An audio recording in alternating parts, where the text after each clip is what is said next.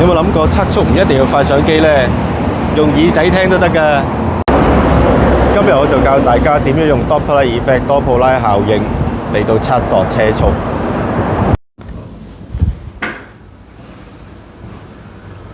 好啦，計數講理論呢，我哋入到嚟班房啦。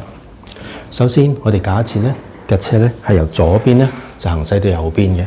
咁而呢，我哋設定呢喺呢個時間 delta t 裏邊呢，架車呢就行咗一個 lambda， 即係一個波長咁多距離。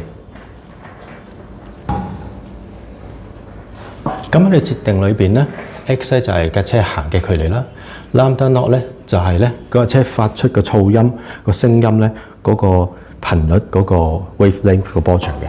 咁而 lambda a 咧就係當架車向嗰個 observer 即係你啦行嘅時候咧，你所觀察到佢嗰個波長，因為佢嗰個頻率咧根據 Doppler effect 咧係變咗噶嘛，係高音咗嘅。好啦，咁喺呢個情況底下咧。Lambda A 咧就係等於 Lambda naught 減 x 呢個距離啦，亦即係等於咧音速乘 delta t 減架車嘅速度乘 delta t 就等於呢個啦。咁我哋調一調佢咧 x over Lambda A 咧就係等於呢一個，咁而 x 咧就係等於 Lambda A 乘以架車嘅速度 over 音速再減架車嘅速度。我哋砌調一調佢就得到Equation 1第一條算式。同樣道理，當架車離開嘅時候咧，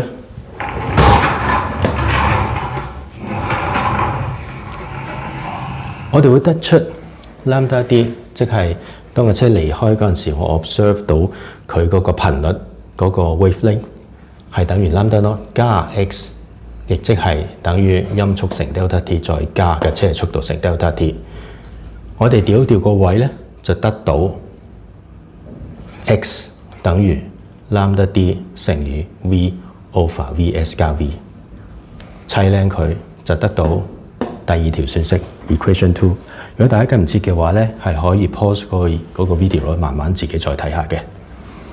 咁我將第一條算式同第二條算式結合咗之後咧，我哋就會得到呢嚿嘢啦 ，lambda a over vs over v 減一等於 lambda d over vs over v 加一。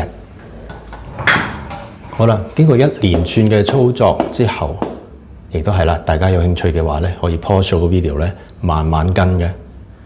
架車嘅速度 v 咧就係等於 lambda d 減 lambda a over lambda d 加 lambda a 再乘音速，我哋叫佢3號仔。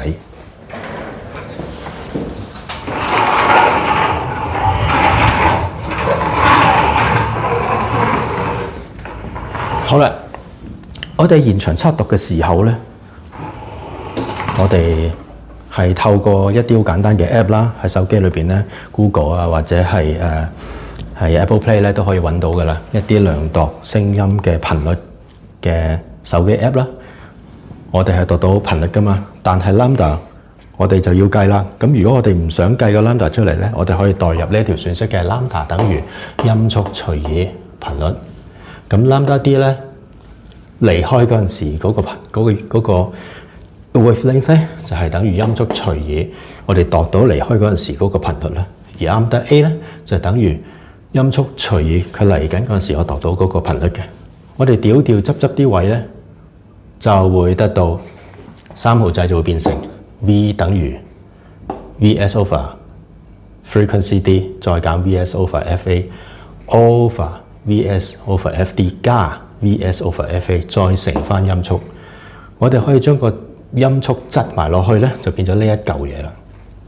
OK， 我哋想知道呢條算式啱唔啱嘅話咧，我哋可以做兩個基本簡單嘅測試嘅。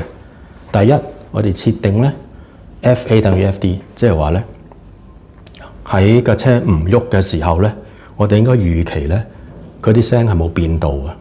即係無論佢喺遠定係近定係離開咗，喺我前定後咧，佢個 frequency 咧應該冇變。咁 FA 就係等於 FD 啦。OK， 咁咧當 FA 等於 FD 嘅時候，呢一嚿嘢咧成嚿咧就會變咗0啦，因為呢個係等於呢個啊嘛，係咪？相減之後變咗0，成嚿嘢等於0，所以 V 係等於0，啱喎。好啦，第二個情況咧就係我設定咧架車係以音速移動嘅。好啦，咁如果車以音速移動嘅話咧，我預期佢係點樣嘅咧？預期佢係喺個音爆嘅旁邊啊，音爆嘅邊緣嗰度。音爆嘅邊緣咧，咁即係話咧嗰個 x 啊，頭先見到個 x 咧係等於 lambda naught 啦，即係話咧架車嘅行喺嗰段時間 delta t 行嘅時間嘅距離係等於一個波長。咁 lambda a 咧就等於0。OK， 咁我哋代入咗之後咧，個 velocity 咧就係等於呢個啦。lambda d 減0再 over lambda d 加0咧就乘 vs 就係等於 vs 啊。OK 喎，呢個算式喺兩個情況之下都成立喎。跟住落嚟，我哋可以做乜嘢咧？實測啦，梗係嚟，我哋去賽車場。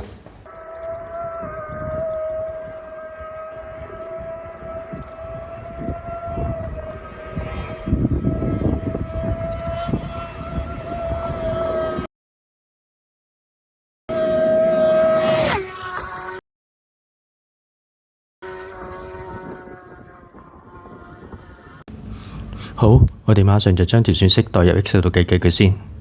呢條就係嗰條算式啦。